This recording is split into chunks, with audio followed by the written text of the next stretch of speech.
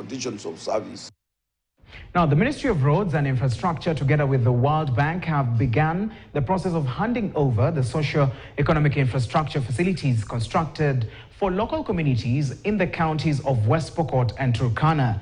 Now, one of the components of the project was the upgrading of the 338-kilometer road from Lokichar in Turkana South and the Kenya-South Sudan border.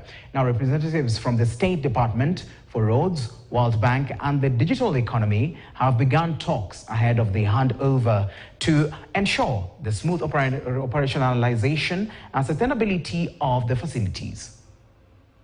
We want to appreciate the Kenyan government and the World Bank for the provision of resources to ensure that we connect our areas, because the road infrastructure has really made life easy for the people of Turkana County. We must ensure that they have served the purpose in which those projects were identified and even given to our communities. I can see the projects along that corridor has really stimulated the socio-economic transformation of that region. The transformation that cuts across to Lodwar and so forth has that effect in the whole region of North Rift.